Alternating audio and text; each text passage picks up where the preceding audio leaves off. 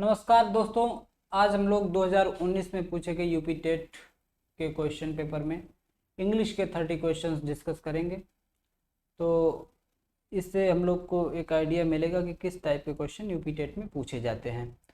तो बढ़ते हैं पहले क्वेश्चन की तरफ। एग्जाम कोच आपके यूट्यूब चैनल का नाम है, इसे ज़रूर सब्सक्राइब कर लें जिन लोगों ने अभी तक इसे सब्सक्राइब नहीं किया है, क्योंकि यहीं पर हम लोग यूपी टेट, सी टेट और सुपर टेट की कंप्लीट तैयारी को यहाँ पे करेंगे। तो बढ़ते हैं पहले क्वेश्चन की तरफ। एग्ज़ाम कोच को ज़रूर सब्सक्राइब कर लें, ठीक है। सीडीपी को भी हम लोग लेकर के चल रहे हैं। सीडीपी के मोस्टली जो पेपर हुए हैं अभी तक पूछे गए वो डिस्कस कर हुए हैं। एक दो पेपर बचे हैं, उसके जो सीडीपी के क्वेश्चंस हैं वो भी कंप्लीट नहीं हो पाए, उन्हें भी हम लोग करेंगे किसी दिन। तो पेन ले लेते हैं और डिस्कस करते हैं पहला question. Which of the following sentences is in passive voice. इसमें आपको पहचानना है कि पैसिव वॉइस में कौन सा सेंटेंस है। The teacher scolded him for being late. Active voice है, टीचर ने क्या किया, स्कॉल्ड किया बच्चों को लेट होने की वजह से। सम बॉयज सब्जेक्ट है आपका, were helping the wounded man, घायल व्यक्ति की मदद कर रहे थे। एक्टिव बात है क्योंकि टीचर और बॉयज।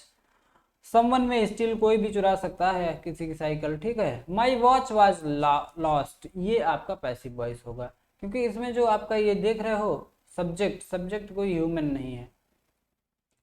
दूसरी चीज ये भी सबसे बड़ी पहचान नहीं होती। पैसिव को सबसे जो पहचान है वो बहुत ही आसान है। क्या, पैसिव में दो बातें आपको ध्यान में रखनी है। अगर दो चीजें हैं और दोनों क्राइटेरिया फुल हो रहे हैं तो समझ लो वो सेंटेंस 100% पैसिव ही है।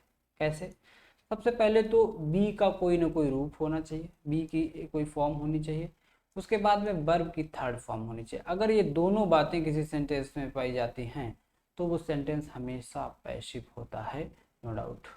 बी की फॉर्म को ध्यान में रखते हैं, बी, वाज, बीन, ठीक है। बी हो सकता है सेंटेंस में बाज मिल जाए, कहीं बीन मिल जाए, कहीं पर बीइंग मिल जाए, बीइंग मिल जाए, ठीक है। इज मिल जाए कहीं पर, टू बी मिल जाए कहीं पर, ठीक। इसकी जगह पर आपको एम, आर भी मिल सकता है। इसी तरह से बाज की जगह पे बर भी मिल सकता है। तो इस तरीके से इनमें से कोई भी एक शब्द आपको मिलता है तो ये सभी बी के ही रूप होते हैं, ठीक। और ये शब्द हो, इसमें से कोई एक बात दी हो और प्लस वर्ब की थर्ड फॉर्म हो 100% तरीके से, तो वो सेंटेंस हमेशा पैसिव ही होगा। देखिए क्या है, वाज बी का फॉर्म है कि नहीं है, लास्ट वर्ब की थर्ड फॉर्म है, इसलिए ये सेंटेंस पैसिव है। बाकी में देखते हैं। देखिए, द टीचर स्कॉल्डेड हिम, ये क्या है, वर्ब की सेकेंड फॉर्म है। स्कॉल्ड का स्कॉल्डेड हो गया, हिम फॉर बीइंग लेट, ठीक है। तो थर्ड फॉर्म कहीं नहीं दी है। कैसे? बी का कोई रूप के बाद में ही थर्ड फॉर्म आएगी, ये भी ध्यान रखिएगा, ठीक। अब आप कहें बीइंग लेट, बीइंग यहाँ पर आपका उस हिसाब से काम नहीं कर रहा है जिस तरीके से यहाँ पे होना चाहिए था। इसी तरीके सम बॉयज वर, चलो बी का फॉर्म है वर, लेकिन हेल्पिंग दिया गया है, यहाँ पर होना चाहिए हेल्प्ड, यानी वर्ब की थर्ड फॉर्म। बी का कोई रूप हो उसके बाद जो आएगा वो वर्ब का थर्ड फॉर्म होना जरूरी है, लेकिन यहाँ पे नहीं है। समन में स्टील, यहाँ पे ना तो कोई बी का रूप है, वर्ब दी है वो भी फर्स्ट फॉर्म दी है। केवल यही है जो कि बी की फॉर्म भी है और वर्ब की थर्ड फॉर्म भी है, यानी option number C will be right here. Next question, which of the following alternatives, इसमें से कौन सा विकल्प is correct passive voice from the following sentence. निम्नलिखित सेंटेंस, कौन सा लिखित सेंटेंस, ये वाला सेंटेंस, इसका करेक्ट पैसिव आपको बताना है। डू इट, डू इट जो सेंटेंस है ये आपका इंपरेटिव सेंटेंस है, इसके लिए पैसिव बनाने का अपना अलग विशेष रूल होता है। इंपरेटिव सेंटेंस, आदेशात्मक वाक्य कहते हैं इसे। इंपरेटिव सेंटेंस का जो पैसिव बनाते हैं उसमें हम लोग लेट का प्रयोग करते हैं। तो लेट से बनाइए इसे, डू इट, डू इट का मतलब ये कीजिए। अब यहाँ पे हमें लेना पड़ेगा लेट, उसके बाद में इसे हम बनाएंगे सब्जेक्ट, लेट इट, उसके बाद में बी का कोई ना कोई रूप जरूरी है। आपको बताया है कि पैसिव तभी बनेगा जब कोई ना कोई बी का फॉर्म आएगा। यहाँ पे कोई नहीं है तो हम लोग इंपरेटिव बी ले लेते हैं, मजबूरी होती है क्योंकि बी का रूप के बिना पैसिव होता ही नहीं। लेट इट बी और वर्ब की थर्ड फॉर्म यानी जो डू है उसका हो जाएगा third form done, late it be done. Clear है? तो ये आपका हो गया था एक्टिव और आपका ये हो गया पैसिव। सारी बातें क्लियर हैं कि नहीं? Let it be done. अगला open the door. Open the door बहुत ही फेमस सेंटेंस है आप लोग का। ओपन द डोर, दरवाजा खोलिए। ओपन द डोर इसका हो जाएगा लेट से ही बना दीजिए, लेट। अब वहां पे तो इट था आपका, अब यहाँ पर है द डोर, तो द डोर लिख दीजिए। लेट द डोर बी का एक रूप हमें जरूर चाहिए, let the door be. Open का थर्ड फॉर्म क्या हो जाएगा? Open.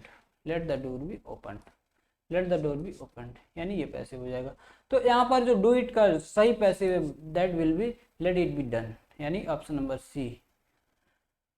Next, which of the following words is plural? इसमें से एक शब्द कोई प्लूरल है वो आपको पहचानना है।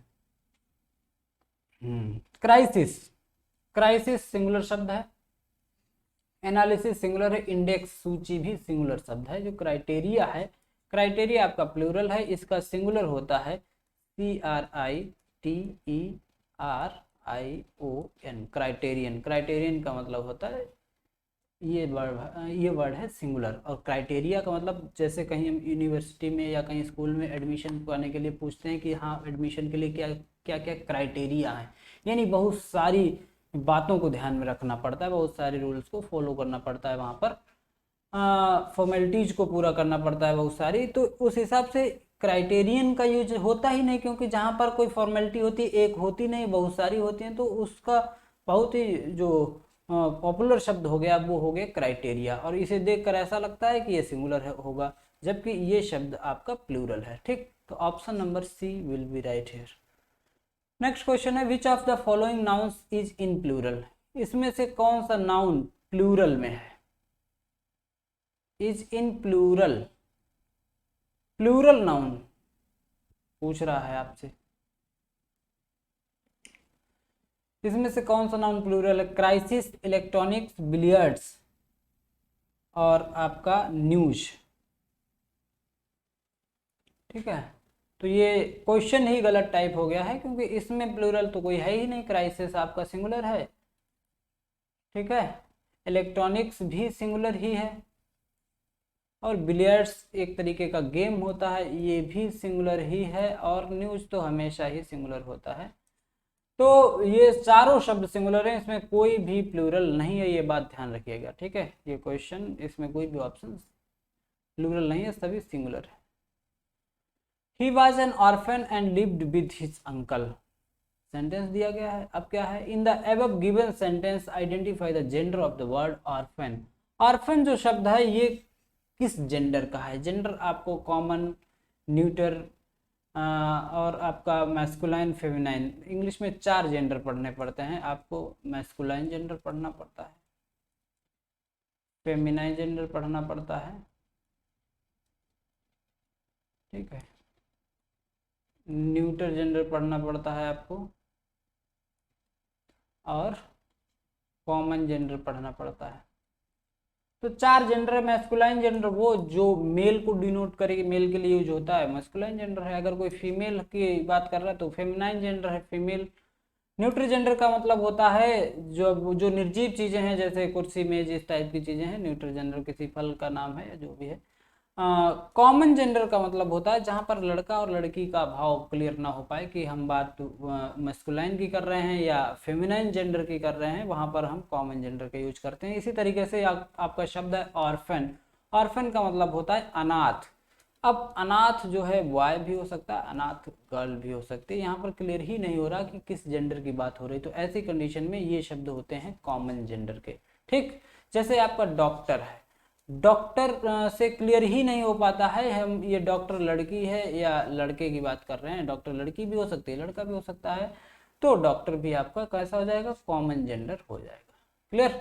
तो orphan and lived with his uncle, जो इसमें सेंटेंस में जो शब्द दिया गया है ऑर्फन, ये आपका कॉमन जेंडर है।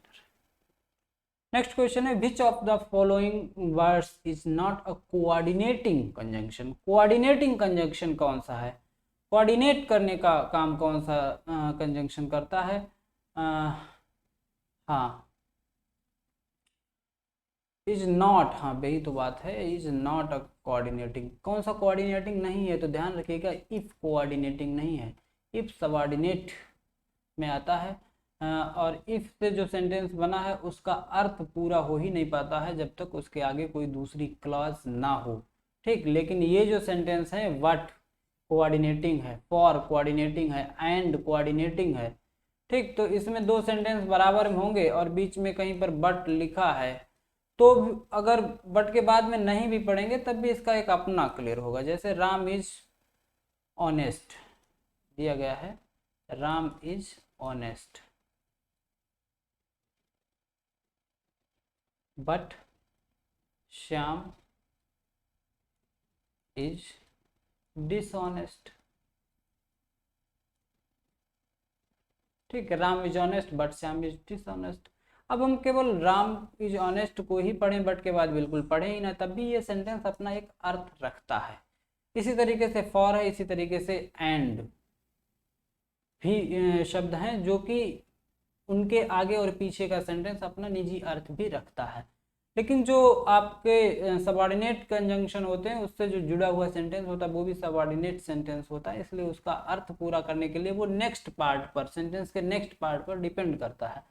इसलिए इसमें से कोऑर्डिनेटिंग कंजंक्शन जो नहीं है वो है इफ, बाकी सभी आपके कोऑर्डिनेटिंग कंजंक्शन है, यानी option number B. Next, fill in the blanks with appropriate preposition. Appropriate preposition के साथ में ब्लैंक स्पेस को आप फिल कर दीजिए। हिज यहाँ पे होना चाहिए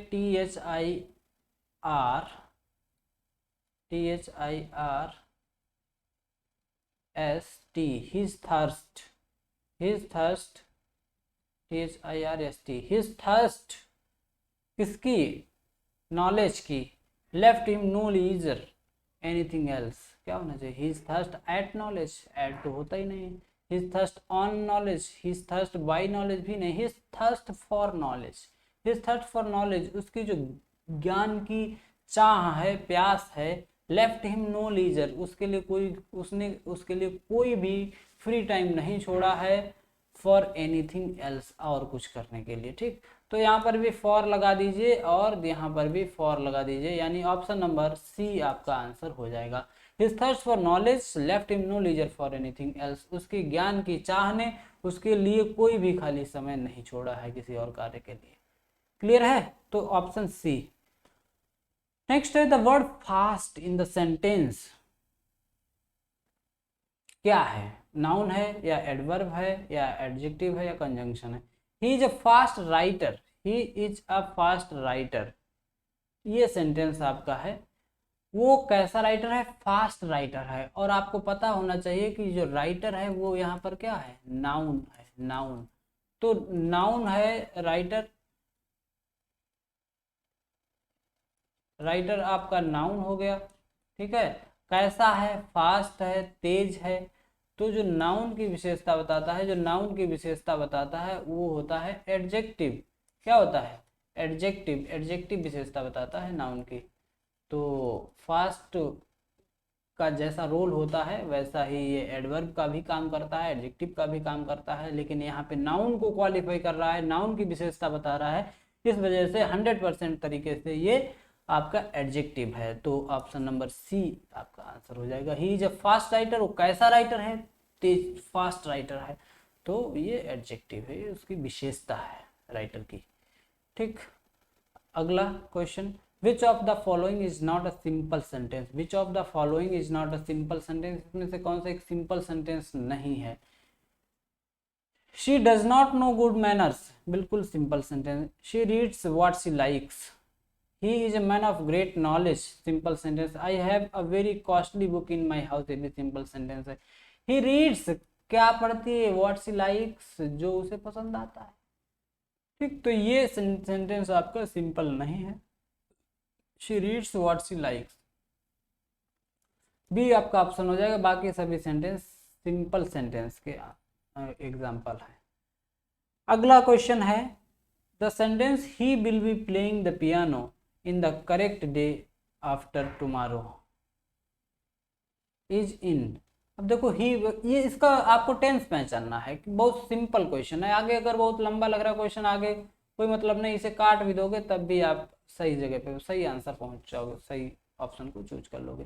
ही will be playing, will be का मतलब क्या होता है, विल का मतलब फ्यूचर तो है ही, और बी तो आना ही पड़ता है कंटिन्यूस में, और प्लेइंग में आईएनजी कंटिन्यूटी को भी शो कर रहा है, तो फ्यूचर और कंटिन्यूस ऐसा कुछ मिलेगा।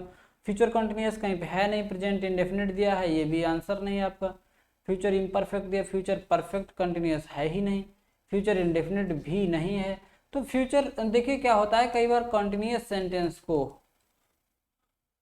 कंटिन्यूस को ही, कॉन्टिन्यूस को हम लोग कंटिन्यूटी में है, यानी अभी ये परफेक्शन को नहीं प्राप्त हुआ, यानी ये अभी परफेक्ट नहीं, जो काम हो ही रहा है वो अभी पूर्ण थोड़े हुआ है, यानी वो इम्परफेक्ट है। तो कई बार कंटिन्यूस को ही हम लोग इम्परफेक्ट कह देते हैं, इम्परफेक्ट। ठीक, तो ये हो जाएगा आपका future imperfect tense.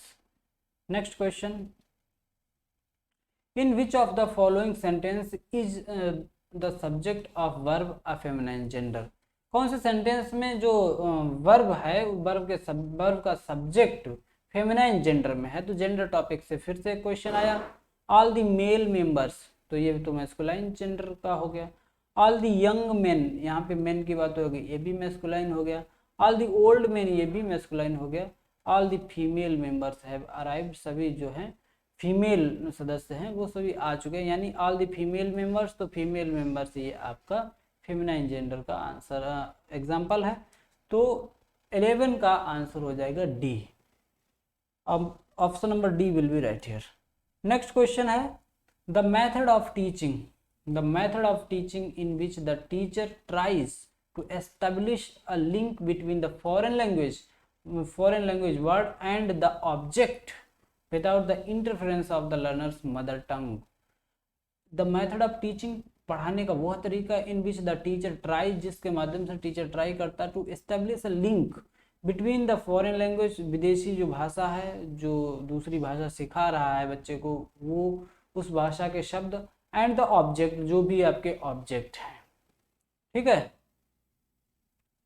Without the interference of the learners mother tongue, जिसमें लर्नर की मदर टंग का बिल्कुल भी सहारा नहीं लिया जाता है, ऐसे मेथड को कहा जाता है स्ट्रक्चरल मेथड। नहीं, बाइलिंगुअल मेथड तो उसे कहते हैं जहाँ मदर टंग का सहारा लिया जाता है। जैसे हम इंग्लिश पढ़ते हैं लेकिन हिंदी में उसका अर्थ समझा देता है टीचर, तो हमारे इंग्लिश आसानी से समझ में आ जाती है, तो वो आपका बाइलिंगुअल मेथड हो जाता है। ग्रामर ट्रांसलेशन मेथड का मतलब सीधा अनुवाद करके बता दो, इंग्लिश में जो बात लिखी उसे हिंदी में समझा दो, बस वो ग्रामर ट्रांसलेशन मेथड हो गया। ऐसा भी कुछ नहीं है, तो ये ऑप्शन भी नहीं।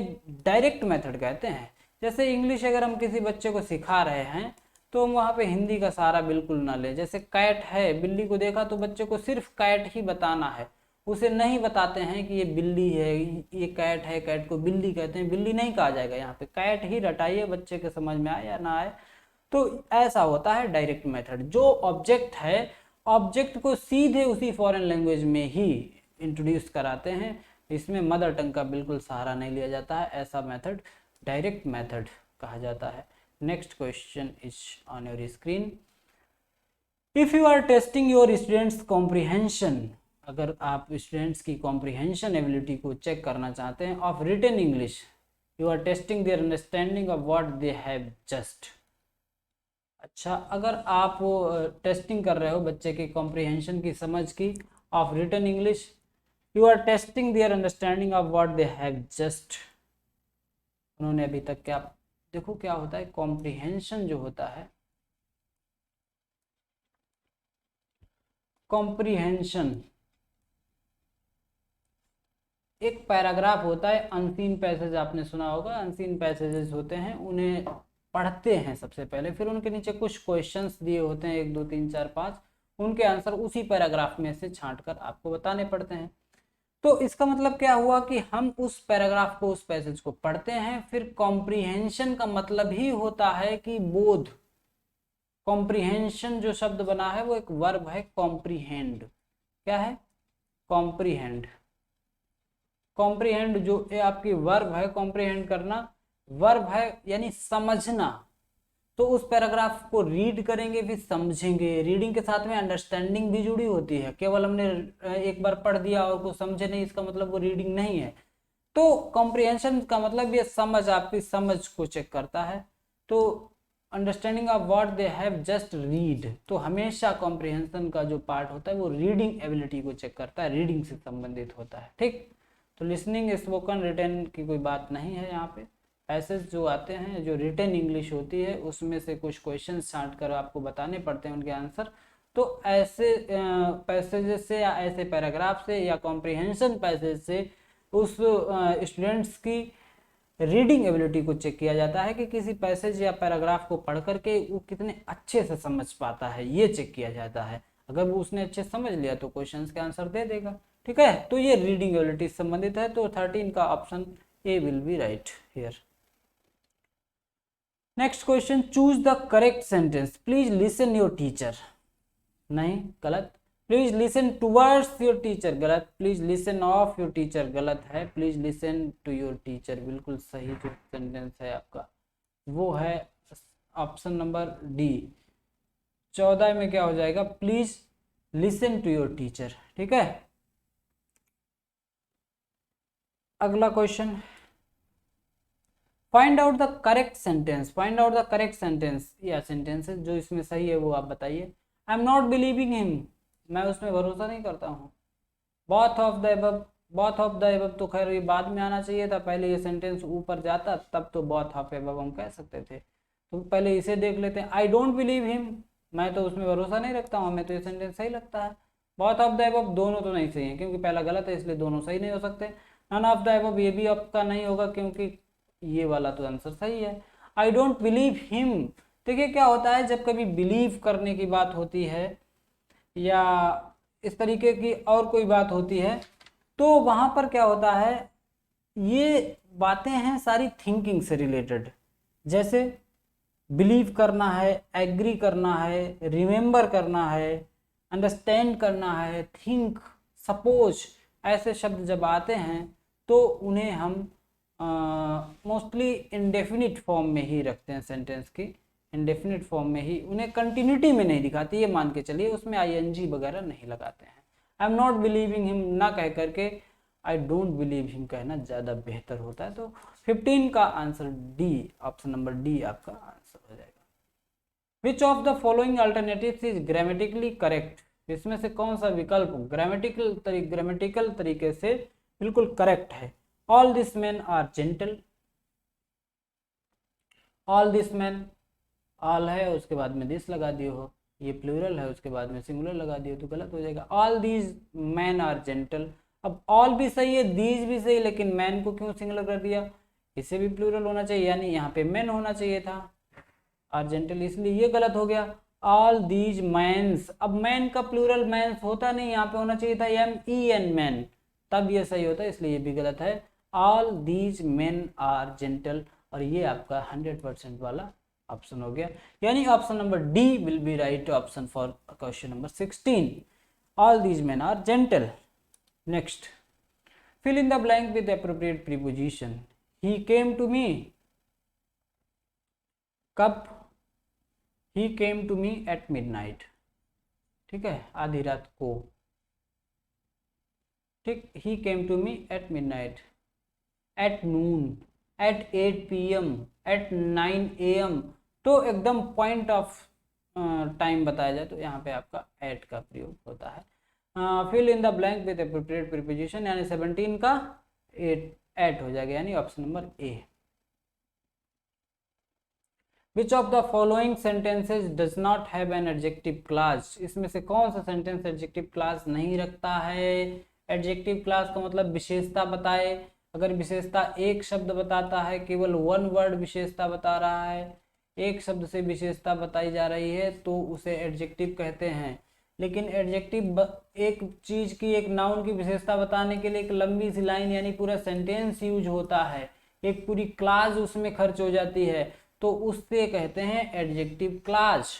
क्या कहेंगे, अगर एक शब्द से भी बात क्लियर हो जाती है तो वो एडजेक्टिव है। नाउन की विशेषता बताने के लिए गुड, बैड, किसी कलर का नाम ब्लैक, ऑनेस्ट, ठीक, इस तरीके से तो वो एडजेक्टिव है। लेकिन अगर विशेषता बताने के लिए हमें कई शब्द यानी एक पूरा सेंटेंस टाइप का कोई जरूरत पड़े तो उसे कहते हैं एडजेक्टिव क्लास। तो आपको बताना है which of the following sentence does not have an adjective class. इस सेंटेंस में कौन सा सेंटेंस ऐसा है जिसमें एडजेक्टिव क्लास का यूज नहीं हुआ। आई लव द मैन, मैं ऐसे व्यक्ति से प्रेम करता हूँ हु इज ट्रूथफुल, यानी इस मैन की विशेषता क्या है, जो सच्चा हो। यानी इस मैन की विशेषता बताने के लिए 3 शब्द यूज हुए हैं, एक शब्द नहीं यूज हुआ है, यानी यहाँ पर एडजेक्टिव क्लास का यूज हुआ है। और हमें वो चाहिए जहाँ एडजेक्टिव क्लास का यूज नहीं हुआ है। आई मेट हिम, मैं उससे मिला, कहाँ, वेयर, जहाँ वह रहता है। ठीक है, I met him in Prayagraj, मैं उससे कहाँ मिला, प्रयागराज में मिला। अब देखो प्रयागराज की एक लंबी सी विशेषता बताएगा पूरा sentence. Which is a holy city, और प्रयागराज है नाउन, नाउन की विशेषता बताता है एडजेक्टिव, लेकिन यहाँ पे एक शब्द है नहीं, यहाँ पे है पूरा सेंटेंस, इसलिए ये हो गई एडजेक्टिव क्लास। तो यहाँ भी एडजेक्टिव क्लास मिल गई, तो ये भी आपका आंसर नहीं हो सकता और ये भी आंसर नहीं हो सकता। द मैन, वह व्यक्ति, अब देखो द मैन है, अब मैन की खूब अच्छे से विशेषता बताएगा। हु इज ट्रूथफुल, वो व्यक्ति जो सच्चा है। ठीक, तो ये व्यक्ति की विशेषता एडजेक्टिव बताता है, यहाँ पे एडजेक्टिव क्लास है क्योंकि यहाँ पूरा एक क्लास बता रहा है व्यक्ति की विशेषता। Who is truthful is loved by all, जो व्यक्ति सच्चा होता है सभी उसे प्रेम करते हैं। तो ये सेंटेंस भी आपका गलत हो जाएगा क्योंकि इसमें भी एडजेक्टिव क्लास का प्रयोग हुआ है, यहाँ पर भी एडजेक्टिव क्लास है। ठीक, ये यहाँ पे एडजेक्टिव क्लास है और ये आपका यहाँ पर भी एडजेक्टिव क्लास है। आई मेट हिम, मैं उससे मिला, वेयर, कहाँ मिला, ये स्थान की बात हो रही है, मैं उससे मिला, कहाँ मिला। अब ये आपका एक तरीके से ही लिव्ड, ये एडजेक्टिव क्लास नहीं है, जहाँ वो रहता था, ये विशेषता नहीं है। ठीक, ये एक नाउन की विशेषता नहीं है क्योंकि वेयर ही अपने आप में एक नाउन नहीं है। ठीक, तो ये एडवर्बियल क्लास हो सकती है ही लिव्ड, जहाँ वो रहता है। ठीक, रहना आपका मेट हिम वेयर, जहाँ की बात हो रही है, तो बी आपका ऑप्शन हो जाएगा। इसी में आपका एडजेक्टिव क्लास नहीं, बाकी तो तीनों में, पहले में और सी डी सभी में एडजेक्टिव क्लास दी गई है। Next question, he is junior. देखिए इसमें आपसे पूछा गया है fill in the blank with correct preposition. सही प्रीपोजिशन क्या है, जूनियर फ्रॉम गलत हो जाता है, विद भी गलत होता है, देन भी गलत होता है।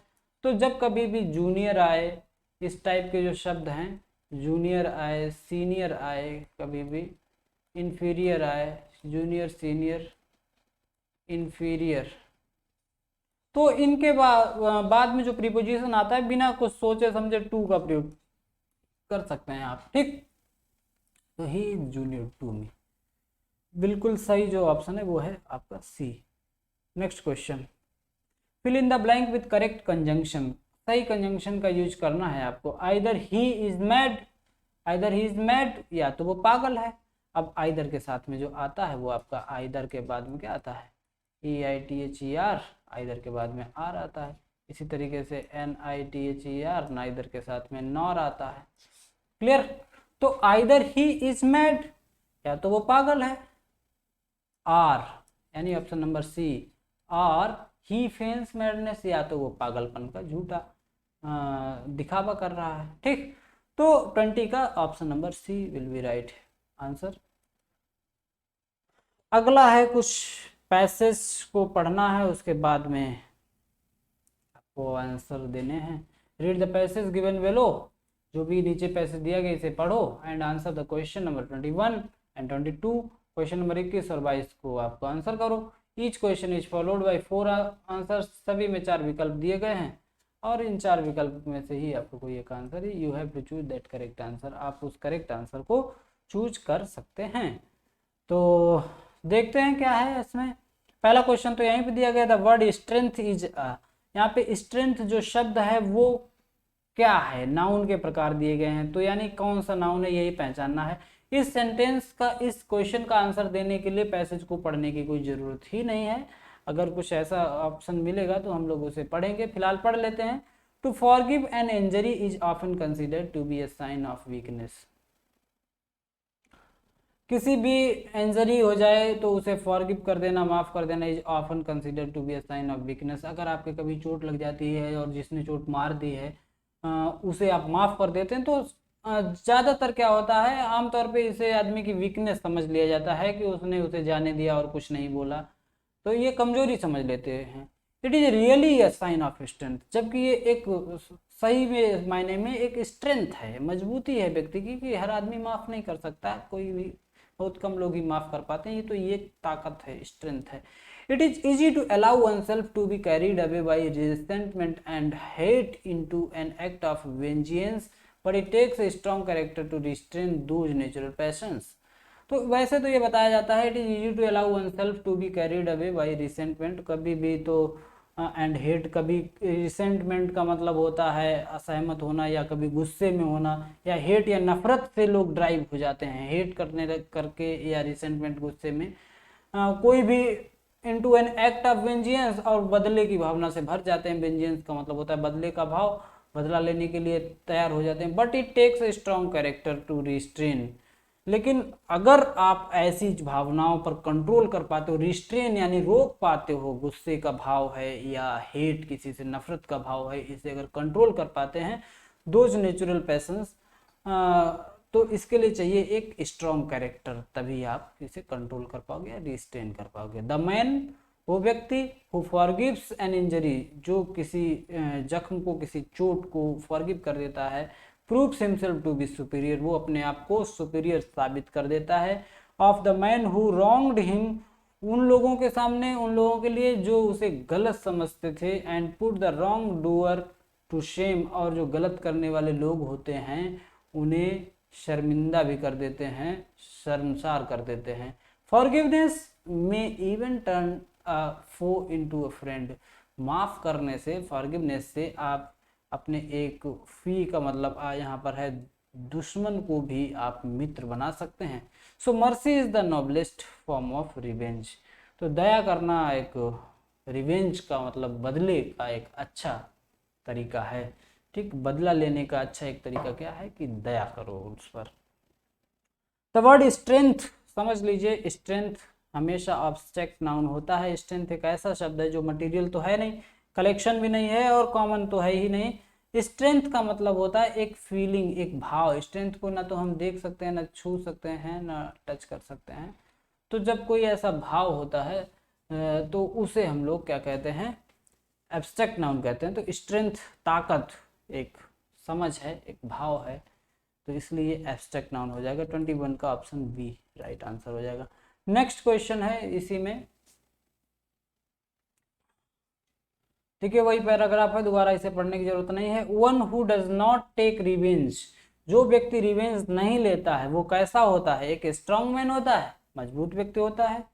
पुलिस मैन मूर्ख होता है क्या? नहीं, बेवकूफ तो वो होता नहीं है। वीक मैन कमजोर भी नहीं होता, जो बदला नहीं लेता जरूरी नहीं वो कमजोर हो।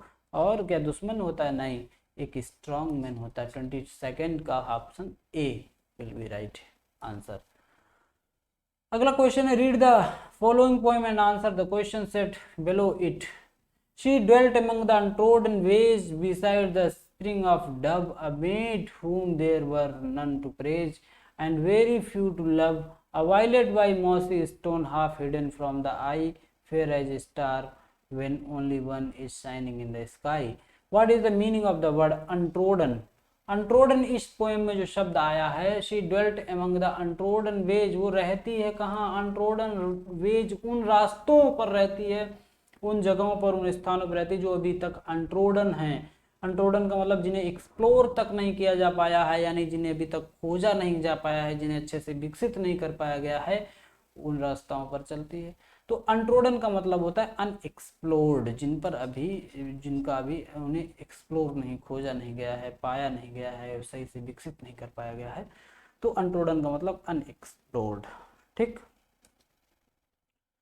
नेक्स्ट है, identify the correct figure of speech used in the second stanza. Second stanza का मतलब है इस स्टेंजा में, इन लास्ट वाली जो 4 लाइन है, इसमें आपसे पूछ रहा है कौन सा फिगर ऑफ स्पीच है, यानी कौन सा अलंकार है। फिगर ऑफ स्पीच का मतलब अलंकार कौन सा है। तो पन है या अलिट्रेशन है, अलिट्रेशन को हम लोग हिंदी में अनुप्रास कहते हैं, सिमली है या मेटाफर है। तो देखिए यहाँ पे दिया है फेयर एज स्टार, इतना क्लियर है जैसे कि तारा, when only one is shining in the sky, जब तारा, जैसे तारा आसमान में चमकता है उस तरह से, तो जैसे वाला सेंस आ रहा, यानी सिमली उपमा की बात हो रही है, तारे से तुलना की जा रही है। तो 24 का ऑप्शन सी यानी सिमली फिगर ऑफ स्पीच है यहाँ पर। अगला, which of the following sentence is correct, इसमें से कौन सा सेंटेंस करेक्ट है। There is a few hope of his recovery. भाई देखो होप क्या है, होप को काउंट नहीं कर सकते हो आप, जो चीजें हम काउंट करते हैं उसके पहले फ्यू लगाते हैं, जिसे काउंट नहीं कर सकते हैं उससे फ्यू नहीं लगाते हैं। ही शोड फ्यू कंसर्न, जैसे होप है वैसे ही कंसर्न है, कंसर्न को भी हम नहीं गिन सकते हैं फॉर हिज नेफ्यू, ठीक है, ही शोड फ्यू कंसर्न, तो यहाँ पर भी फ्यू का गलत है, इसलिए सेंटेंस यहाँ पर भी फ्यू नहीं होना चाहिए, तो इसलिए सेंटेंस गलत। ही शोड लिटिल मर्सी, मर्सी भी अनकाउंटेबल है, लेकिन इसके लिए जो एडजेक्टिव लगा है वो है अनकाउंटेबल। फ्यू और लिटिल का मीनिंग सेम है, ये मान के चलिए, जो मीनिंग फ्यू का है वही मीनिंग लिटिल का है, लेकिन फ्यू लगाते हैं काउंटेबल के लिए, ठीक है। तो फ्यू एक तरीके से काउंटेबल नाउन्स के साथ लगता है, और लिटिल का यूज होता है अनकाउंटेबल नाउन्स के साथ, जिन्हें हम काउंट नहीं कर सकते हैं, ये बात ध्यान रखिएगा। और मीनिंग इनका सेम है, ठीक है।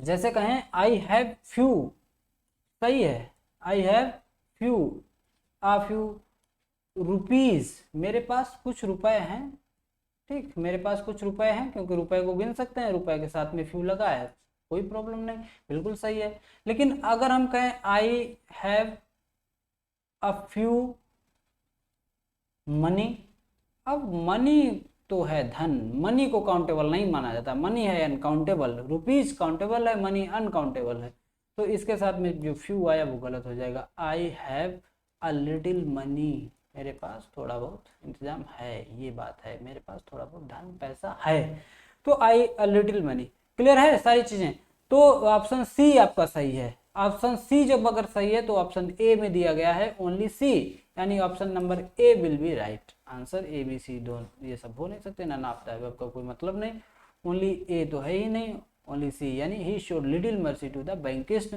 उसने जो बैंकिस्ट लोग थे जिन्हें एकदम बाहर कर दिया गया था, जिनका त्याग कर दिया गया था, उनके प्रति नाम मात्र की भी दया नहीं दिखाई। लिटिल मर्सी का मतलब ना के बराबर दया दिखाना, ठीक।